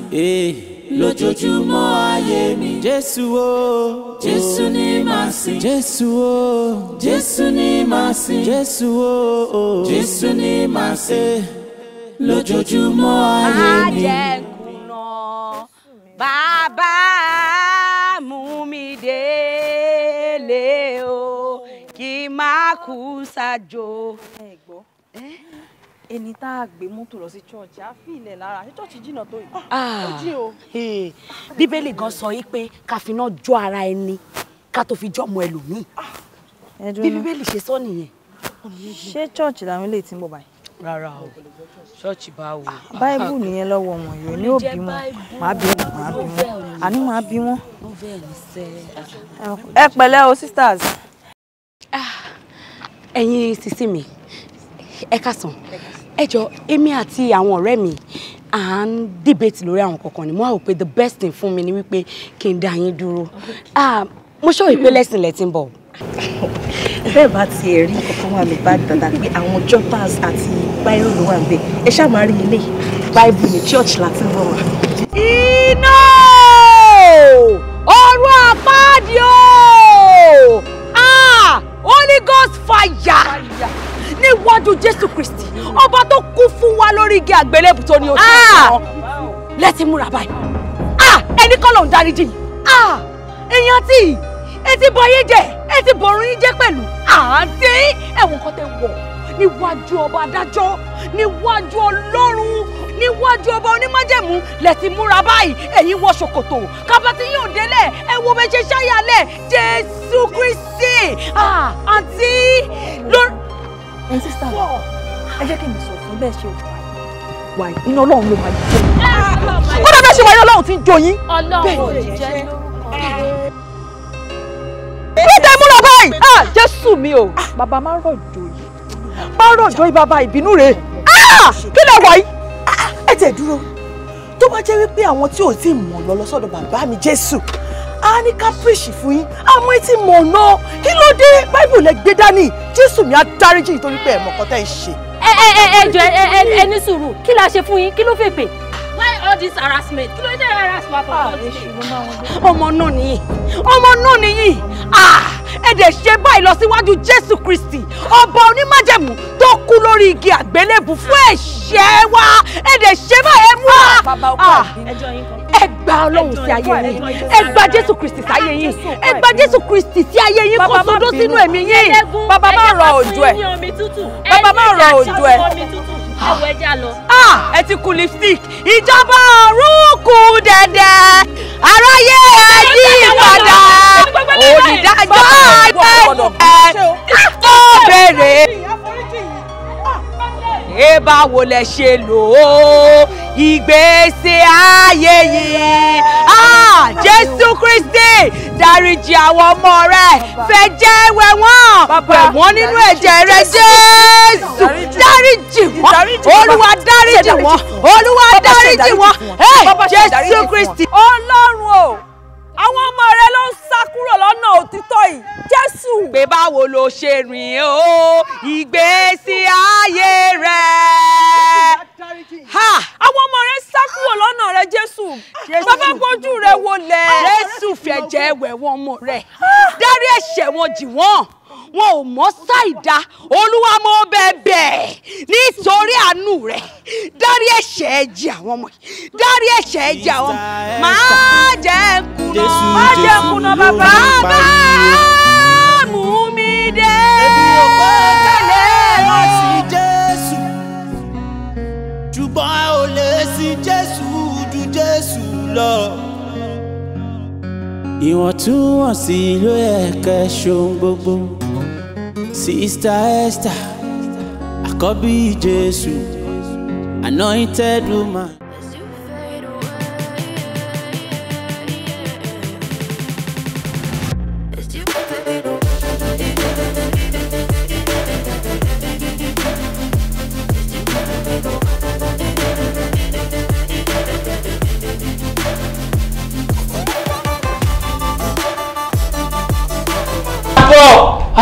Who please? You my baby. Ìgbà wo lẹ wọlé? Ẹ jọ̀ọ́ tó yọ lọ. Ìgbà wo lẹ wọlé? Àti pé kí lẹ wá ṣe inú ilé wa?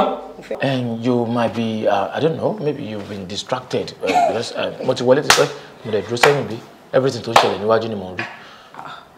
Ó lè bèrè ta ló ń béèrè? Ẹ jọ̀ọ́ ta lẹ béèrè.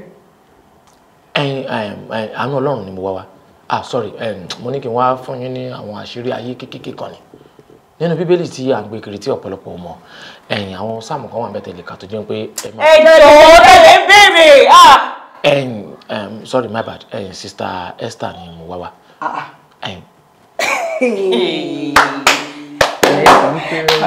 Ẹ jọ̀ọ́ torí Ọlọ́run ṣé ibi jẹ́ church àbó jẹ́lé ọkọ wọn. Bá mi bí wọn. I'm losing it second time. Mo ti gbàgbé pé wọ́n ti wà nílé ọkọ. Ṣòrí má wọ̀rí ọ̀rọ̀ wọn ti yé mi wọ́n bá mi sọ pé àwọn fẹ́fẹ́ mi lẹ̀ sọmọ kọ́kọ́ ìwọ́n fíìmù kò lè rẹ́ màjọra wọn. Ó lè possible nǹkan tó ti ṣẹlẹ̀ láìpẹ́ yìí ń ṣe my bad I'm sorry. Ẹ lálà. My bad. Ẹ lálà gidi adàkẹ́lẹ̀ kẹjìra ẹ pé ó yá nìkẹ́ ìdè lójú ara kẹlára yẹn kẹ stop ẹ kí lẹ wá ṣe bí ẹ tó ṣì ọ̀rọ̀ kí lẹ wá.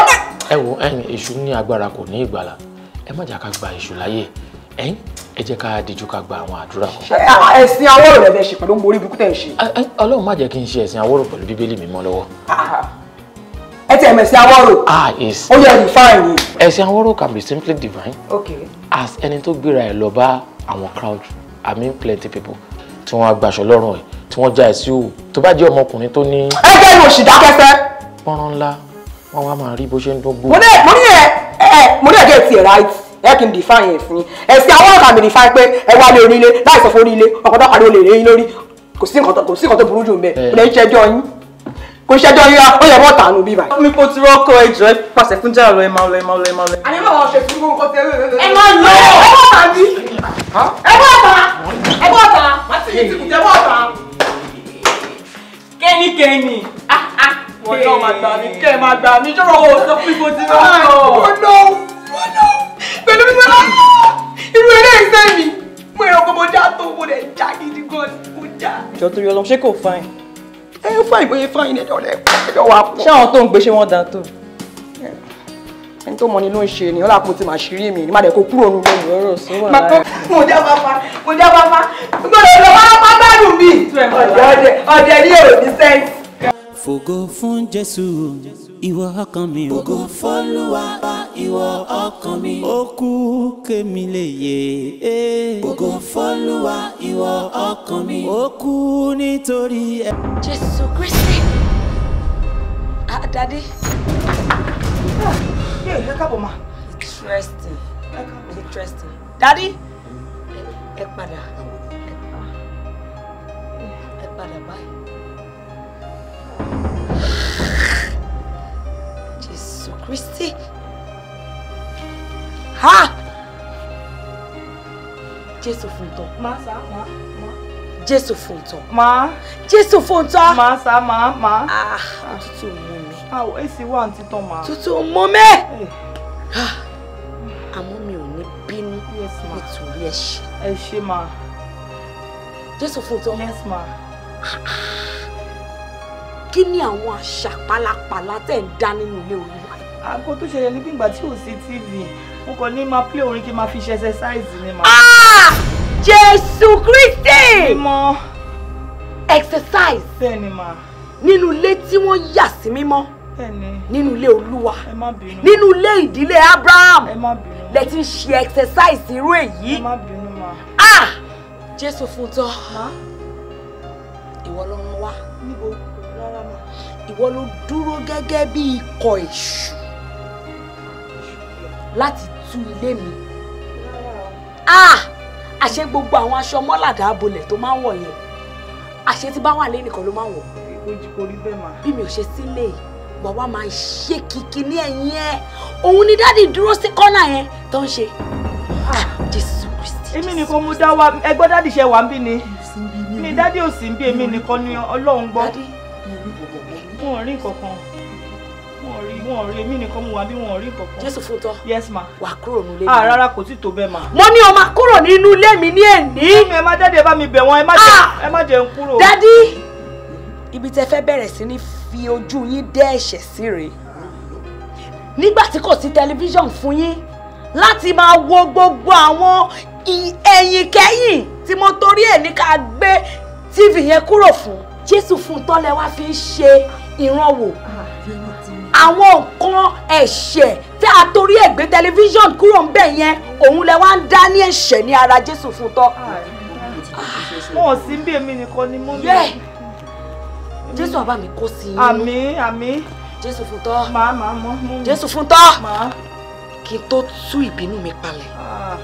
Torí wípé kí ni mo ń try láti má bínú torí Jésù Kristi. Yes ma, ẹ má bínú ma. Ẹ má kò síbi tí mo fẹ́ lọ, ibi báyìí nìkan ni mo ní. Lọ kó ẹrù ẹ kó jáde kúrò. Mú mi ẹjọ́, mú mi dáàdì ẹ bá mi bẹ̀ wọ́n. Jésù fún tọ́. Dáàdì ẹ bá mi bẹ̀ wọ́n. I am about to lose my temper. Dáàdì ẹ bá mi bẹ̀ wọ́n. I'm trying to calm down in Christ. Ẹni sùúrù, dáàdì ṣe máa bá. If I lose my temper, I will descend on you.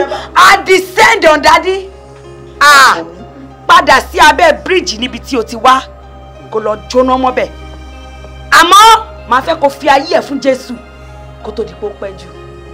Daddy, ẹ ń hùwà ìdọ̀tí, ẹ ń hùwà ẹ̀ṣẹ̀, ẹ kó ẹ̀ṣẹ̀ yín gbà báyìí. Mo ní kẹ́ kó ẹ̀ṣẹ̀ yín gbà báyìí. Ẹ má kó ẹ̀ṣẹ̀ wọnú yàrá Olúwa fún mi. Ẹ kó ẹ̀ṣẹ̀ gbà báyìí. Kí ẹ tó wọ inú ilé wa, ẹ kọ́kọ́ kóra yín gba báńkónì yẹn lọ́nà kí ẹ lọ gba atẹ́gùn ìyè. Màá wá bá yín kó àwọn anointing oil kan jáde tẹ́ ẹ máa fi anoint gbogbo ọwọ́ yín, ẹ anoint ojú yín, ẹ anoint ọkàn àyà yín, ẹ fi pa, ẹ wá wọlé, ẹ lọ baptize ara yín pẹ̀lú omi tap. Màá fún yín láwọn psalms kan kẹ́ ẹ tó gun orí bẹ́ẹ̀dì fún mi. Ẹ̀yin ẹlẹ́ṣẹ̀ játijàti Jésù àkóso yín nú. Sister Esther, àkọ́bí Jésù, anointed woman, irú kí lèyí o.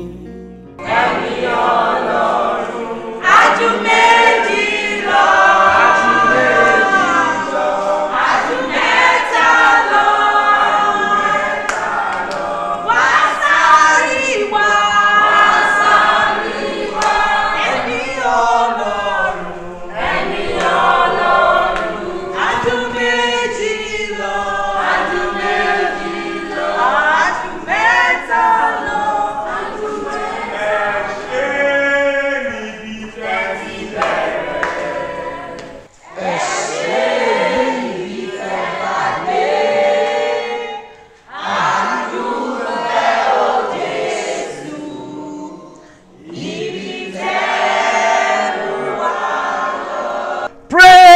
the Lord. Praise the living Jesus. Ǹjẹ́ a rí ẹni tí Ọlọ́run ò ṣoore fún bíbá? Hey, Sister Esther, ẹ jókòó. A fẹ́ sọ̀rọ̀ nípa ìfẹ́ lénìí. Kí ló ń jẹ́ ìfẹ́? What is love itself? In the book of John, chapter 3, verse 16. Kí èèyàn kan kí ó kà fún mi.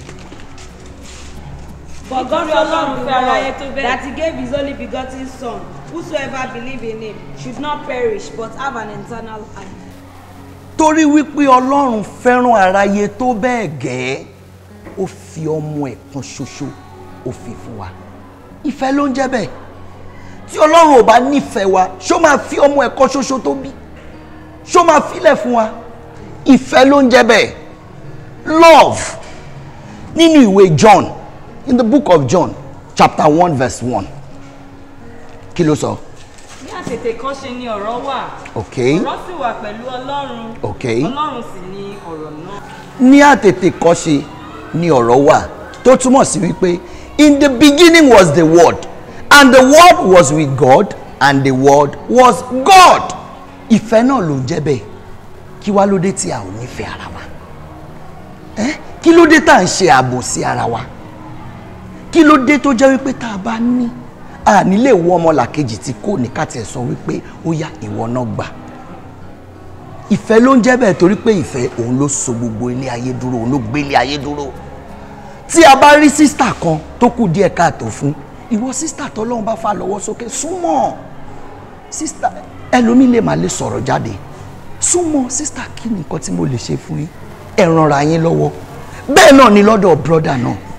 Tẹ́ bá rí pókù díẹ̀ káàtó, ẹ fìfẹ́ ẹ fi hàn síra yín. Torí wípé ìfẹ́ òun ló so gbogbo wa pọ̀, òun dẹ̀ ló gbé ilé ayé dúró. Ǹjẹ́ ara ẹni tó ní ìbéèrè? Mo ń gbọ́.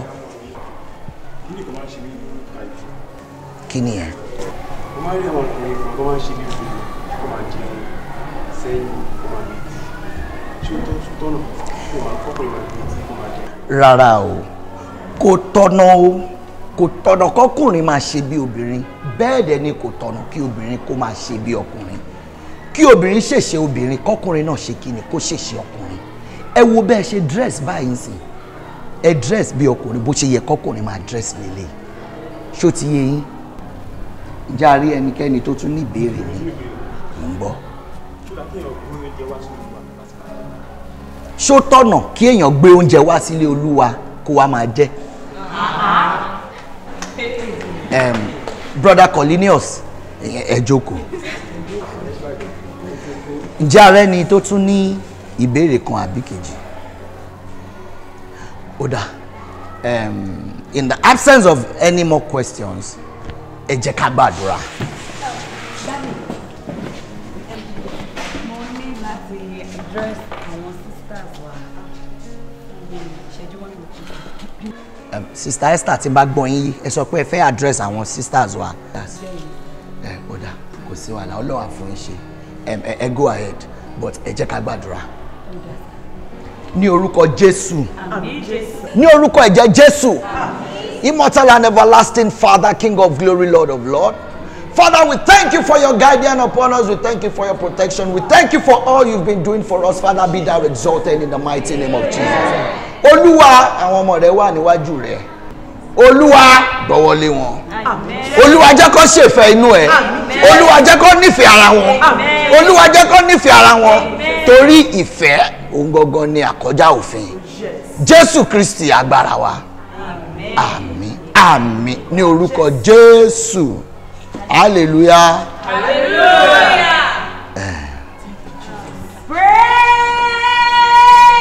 Praise the Lord. Hallelujah. Praise the living Jesus. Hallelujah. Ẹni tí Jésù mi bá ṣe oore fún kókè hallelujah.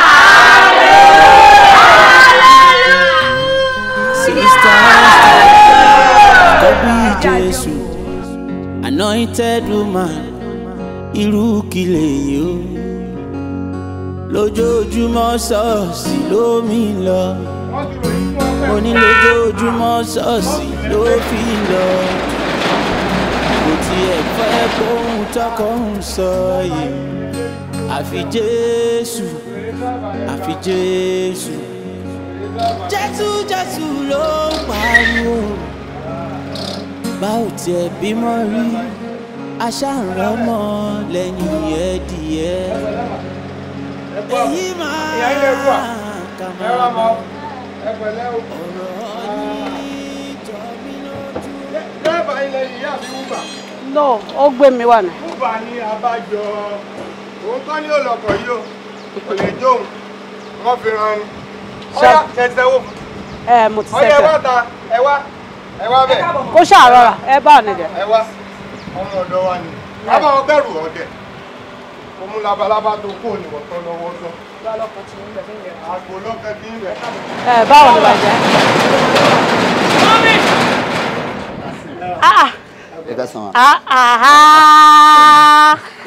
Hey! My wife. It's so good to see you. Hey, ìwọ ni mo rí wẹ́rẹ́ yìí.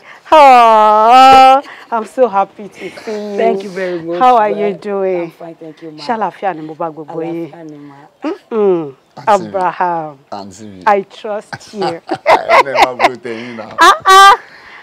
Ọmọlúàbí níyàwó ẹ̀. Ó ti pẹ́ tí mo ti rí kí obìnrin fi ẹsẹ̀ méjèèjì kó fi kúnlẹ̀ kíyàn bá ìgbẹ́yìn. Àǹtí ó ní respect gan. Ọmọlé ni. Oh, you can even tell. Good to see you, ma. Thank you very much. Adúpẹ́ lọ́wọ́ Ọlọ́run, adúpẹ́ lọ́wọ́ Ọlọ́run. Ẹ tiẹ̀ wá sọ fún mi pé ẹ ń bọ̀ kí n ti prepare fún yín dáadáa. Èmi àti ọkọ ẹ̀ àmọ̀mọ̀ plan ẹ̀ ni mo fẹ́ surprise ẹ̀. Bẹ́ẹ̀ni, kódà èmi àtọ̀gá àwa mọ̀ sí pé wọ́n ń bọ̀. Ẹ̀yin nìkan ni wọ́n fi sí ní tra bí ìgbà tí Malik sọ mọ́ọ̀sù sí ní tra. Mentor nìyẹn, mentor. Owó ti gbó nígbà tó fẹ́ ya fọ́tò. Tó fẹ́ ya fọ́tò ni. Sarah. Ẹ wọlé lọ. Ẹ já gbàdúrà kẹ́ tó wọlé. Àwọn tó fẹ́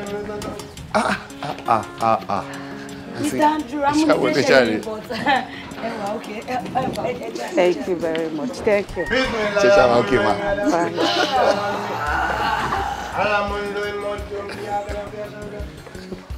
Agbára ètò ìjà níbi ìjẹ́rù ìjọba ọgbà èlùjọ kò tí ó kì í wó ó di méjì òkè ọ̀kan. Ìbà ó ìbà ó. Ọlọ́jọ́ òní mo júbà o ìbà o ẹ̀yin ìyá mi mo júbà o ìbà o mẹ́ta lè gbọ́dọ̀ ṣe náà lè yóò bá ṣe mẹ́ta lọ́kàn máa tiẹ̀ yẹ. Àǹtí ẹ kú jókòó mà. Ẹ ṣe dé. Kí ni kí wàá fi ṣe yín lálejò báyìí? Ẹ má tiẹ̀ tí ì ṣe yọnu since tí o expect mi tẹ́lẹ̀ mo ṣe wà okay for now. Àǹtí ẹ má ṣe bẹ́ẹ̀ náà ó máa wọ kitchen dáná fún yín ìyàwó yín ni. Ẹ má wọrí àgbẹ̀ ilé ni ilé mi gbà tí ò ṣe pé mò ń kánjú lọ màá máa farabalẹ̀ jẹun bó ti má bínú o àtìgbà tí mo ti dé ni mo ti ń observe àwọn nǹkan kan nínú ilé yín irú bíbá yìí mo expect kí tẹlifíṣàn wọn àbẹ̀ ṣé ẹ̀ṣẹ̀ ń set up ilé ni àbí nǹkan ó ní àwọn ibì kankan tó empty nínú ilé yín especially the TV ṣé ó ní fault ni àbí ẹ̀ṣẹ̀ fẹ́ ra or what? Àwọn ọmọ mi. Òun ló máa rà. Àǹtí rárá o kò ń ṣe pé mo fẹ́ ra o àmọ́ nǹkan tó ṣẹlẹ̀ ni wípé ṣe mọ̀ pé àwọn ẹ̀ṣẹ̀ kan wà tó jẹ́ pé èèyàn máa ń fi ojú dá téèyàn bá wá ní òkè o òun fẹ́ fojú rí kóun gbójú kúrò tó bá gbójú kúrò ọkàn ò ní kúrò ń bẹ bẹ́ẹ̀ ni mà. Àǹtí Matthew chapter 18 verse 8 and 9 ó sọ wípé tó bá jẹ́ ọwọ́ ẹ̀ tàbí ẹsẹ̀ ló fẹ́ mú ọ dẹ́ṣẹ̀ gé e kúrò kó sọnù. Verse 9 wá sọ wípé tó bá jẹ́ ojú rẹ̀ ló fẹ́ mú ọ kọsẹ̀ yọ kúrò kó sọnù. Ó sàn kí o lọ sínú ìyè pẹ̀lú ojú kan ju kí o lọ pẹ̀lú ojú méjì lọ sí ọ̀run àpáàdì lọ. Ṣé rí dáadé bó ṣe wà yìí? àwọn ẹ̀ṣẹ̀ kan wà tó máa ń dá láti pàṣẹ tẹlifíṣàn yẹn. Bẹ́ẹ̀ni, wọ́n á máa wo oríṣiríṣi àwọn ẹ̀yìn, àwọn àyà tó mú ọkàn dá ẹ̀ṣẹ̀ àti gbogbo ara. Mi ò dẹ̀ ní lajú mi lẹ̀ kí dàdí máa jóná nínú iná. Ṣé wọ́n máa wà ń bẹ̀? Àǹtí, wọ́n á bí mi.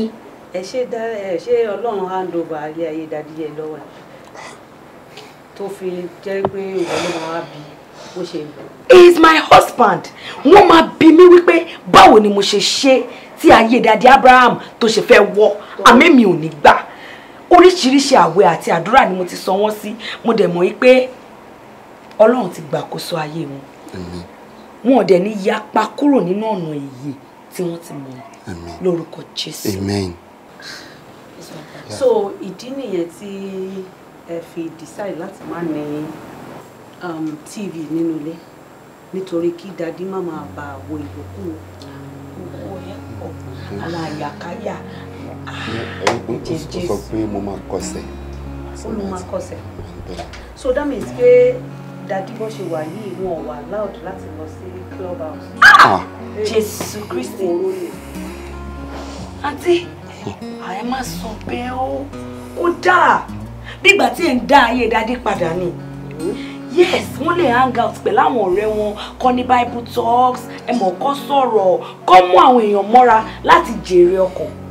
Àmọ́ ẹ má jẹ́ kó tẹnu mi mọ́. Jésù Kristi, wọn ò ní lè lọ ibi kejì tẹ̀sán yẹn. Wọn ò ní lè lọ. Dádì, lórúkọ Jésù ẹ ní mọ̀nà bí tó sọ yẹn. Amen. Dádì, lágbára ẹ̀jẹ̀ Jésù ẹ ní yapa kúrò ní ọ̀nà ìyè. Àmín. Jésù Kristi Olúwa wa. Àmín. Àmín. It's fine. It's okay. Ọlọ́run àtúbọ̀ máa fún yín ṣe. Àmín Jésù.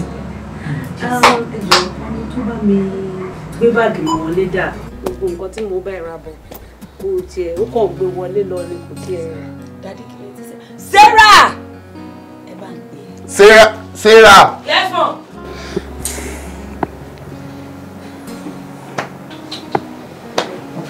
Ẹ kú jù. Jọ travel bag mi tó gbé wọlé kọ. Sẹ́tì lọ ni. Sarah! Jésù àfọwọ́tọ́ ẹ ní ọkàn. Wọlé lọ kó lọ gbé báàgì wọn wá. Ǹjẹ́ ìfẹ́ jẹun lọ. Go.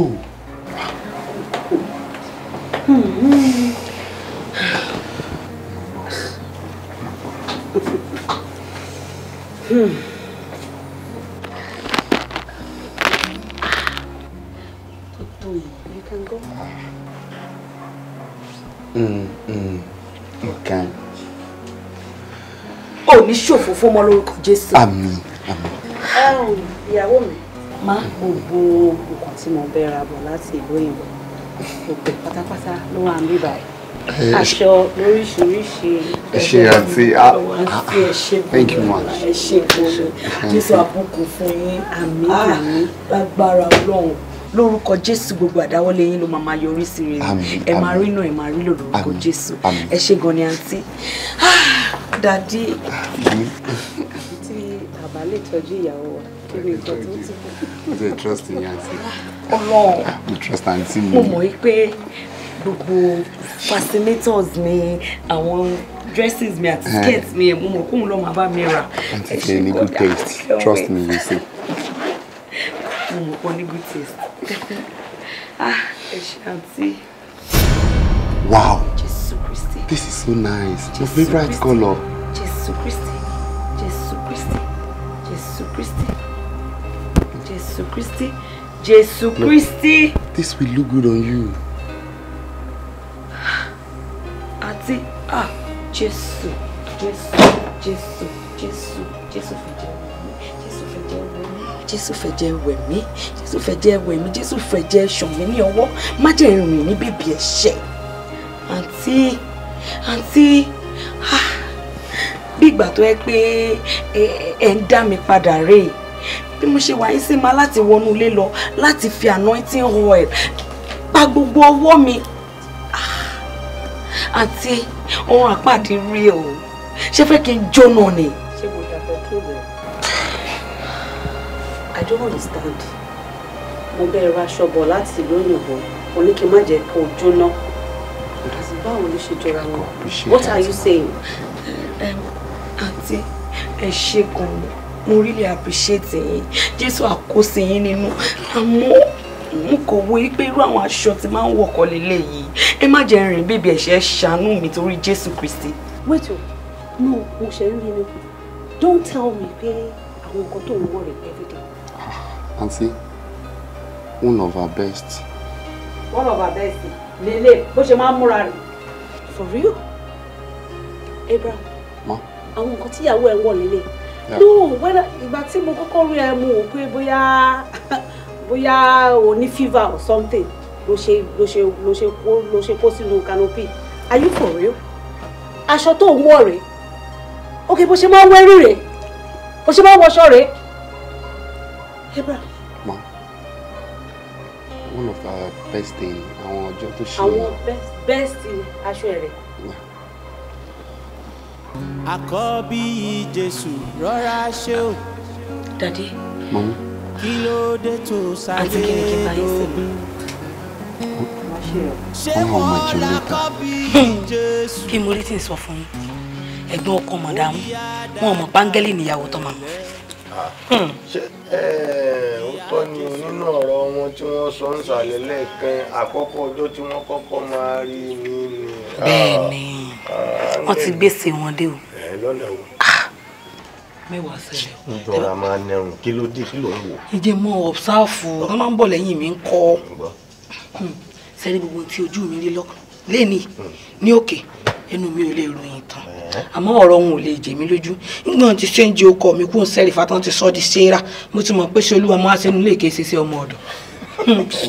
Iná mi jẹ́ ẹ̀dùn pé ó tètè pọ̀ kan pọ̀ sójú kan nítorí pé ẹni tí bá ń ṣiṣẹ́ olúwa kì í retí owó ọ̀fẹ́ ní sí olúwa ọlọ́run nìkan ní bless ẹni tí bá ń ṣiṣẹ́ olúwa má retí owó iṣẹ́ tó ń ṣe mọ́ yàn yín ọgbọ́n. ẹ jẹ́ mọ̀ jẹ́ ń gé yín jẹ́ kí n mọ̀ súnmọ́ yín kí n gé yín màá yín sọ̀rọ̀ mi di fáńpáyọ̀ ọ̀sán gan mọ́ yín lọ́wọ́ nìsín kí nìkan tẹ̀ ń bá mi sọ. wọ́n fi ó gé mi jẹ torí pé etí kan lé nínú etí mi tẹ́lẹ̀ wọ́n ti gé àṣà kẹ́mi létí lọ tó bá gé ètò kù á jẹ́ pé etí dàpọ̀ là ní kò sí wàhálà ń bẹ. olúwa mọ̀ múra bí ẹrú yín kí ni gbowó oṣù.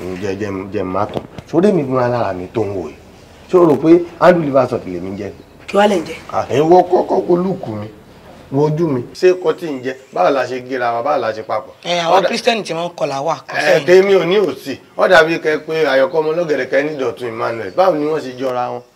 níjọ́ tí n bá sọ fún ọ pé tọ̀ kọ́ dán mi wò kọ́ wá mọ gbogbo ẹ̀kọ́ mi látòkè délẹ̀ lọ́mọ pé ọmọ ilé olóró ni mí. ọmọ kọ́kọ́ wò mí ná n tó lè ṣe fún tó lè rí gbà pé lóòótọ́ èmi sandu lè bá sọ̀tì.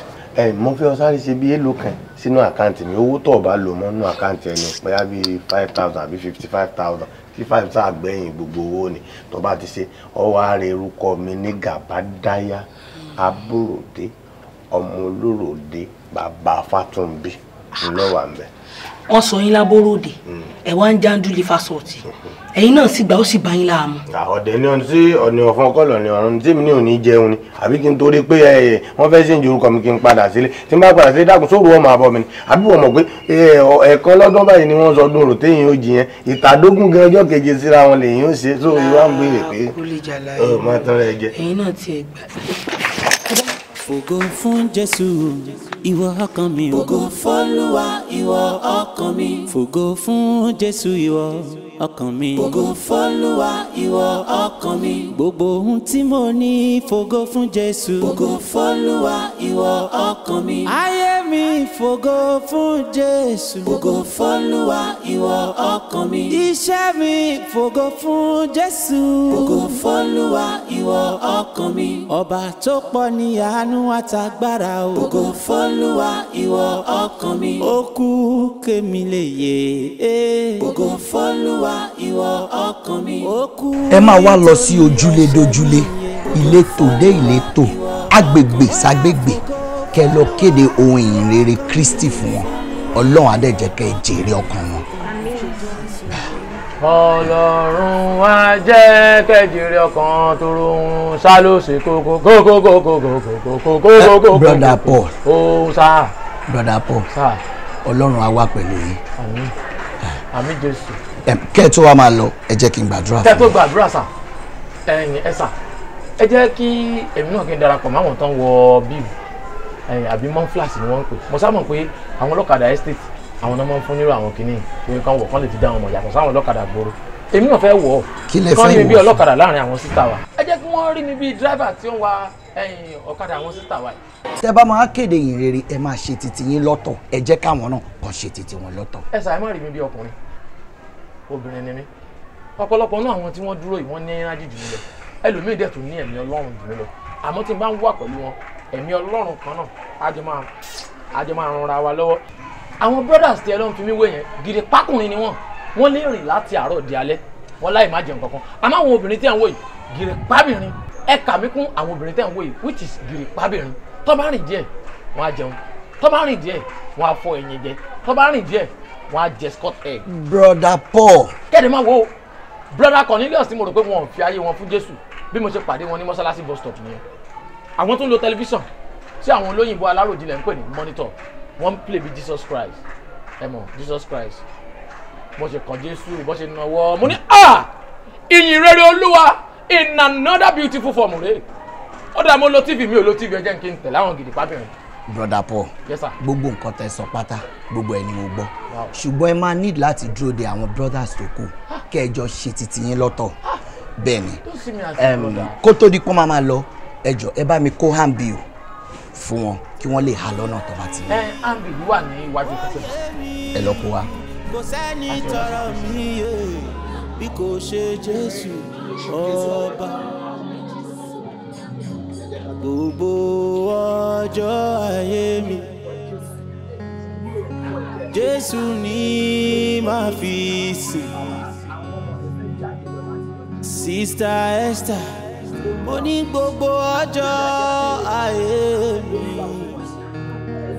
Jésù yìí ni màá fi sìn. ọ̀rẹ́ máa bọ̀ asán ládùn ayé ohun gbogbo adópin Jésù pè ọ́ ọ̀rẹ́ máa bọ̀ asán ládùn ayé ohun gbogbo adópin ó ní kí ẹ wá sí ọ̀dọ̀ òun gbogbo ẹ̀yin tí ń ṣiṣẹ́ àti tí a di ẹrù wúwo lé lórí òun yóò sì fi ìsinmi fún ọkàn yín. àǹtí mi ewa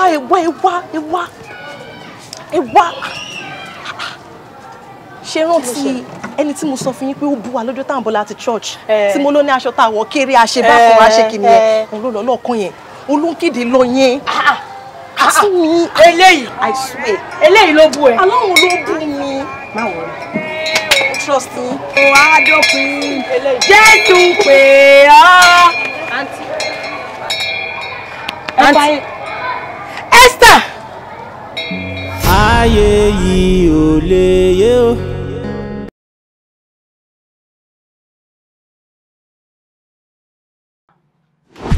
wọ́n ní mo wọ́n tó fẹ̀rẹ̀ gẹ̀dẹ̀ sórí iṣẹ́ àyè ayé ń ṣe ẹni wá ṣé bá ń jí sọfẹ́ gbóhùn níyà ṣe nígbà tá a tọrọ ìyàwó borí mi ló ti fẹ̀ tó ń jẹ́ ọlọ́mọ bímọ.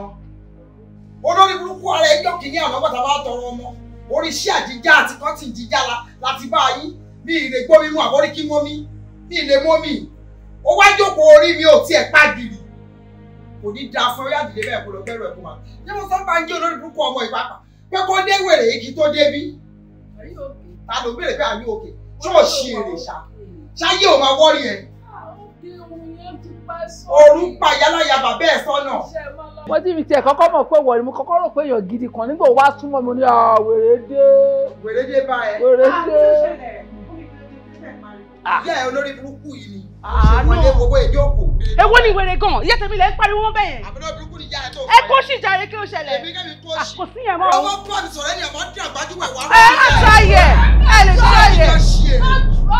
tíráìkì bí sọ́rí ìyá ẹ òpó báyẹ̀ sọ̀rọ̀. ẹ bá bọ́gò lórí wọn jàre. ẹ bọ́gò mọ́ lórí. bọ́gò mọ́ lórí. ṣé wàá. omi láyé omi lòṣà ẹni bá bómi ṣọ̀tá irú wọn ní ríjà o. ẹ dúró bẹ̀ ẹ mú un. kì í àjẹrí ìyá o. sórí ilé tí mo fi wá yìí gangan ni wọ́n sọ̀rọ̀ parí o òun la jẹ́ tí ń bá ní gbélé. mo sáré tètè kó wá jáde lé ẹ̀fúùfù lẹ̀lẹ̀ òde sáré tètè kó wá bá mi lé pàdé. èmi jẹ́ mọ̀ ní. ọ̀gá tó bá jẹ̀mí ìbẹ́ ìjọ ọ̀run làlà ló ń lọ. kí ló ní kí ni rí kẹ́ ní gọ̀ǹgọ̀ tẹ́mi gbọ̀ngàn fúnra mi kí ló mú yẹn ṣe fún mi. ṣóhun nìkan ni ṣóhun nìkan. ọmọ àgbẹ̀ mi kò dárò ọmọ àlùkò mi kókò sùn. kí ló dá sí dára àbí ṣe kọ̀ọ̀kan mi. ọwọ́ dàbí.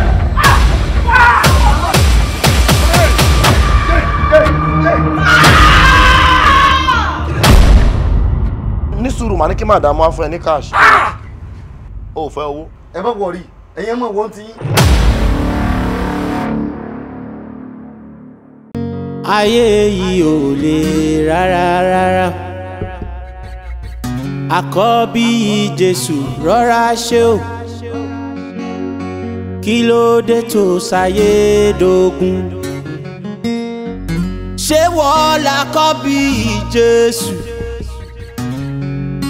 olíyá dáńdá ò pẹ̀lẹ́ ìyá Jésù sista Esther Jésù ló ń pariwo. Èmi ò pé ká má sí Jésù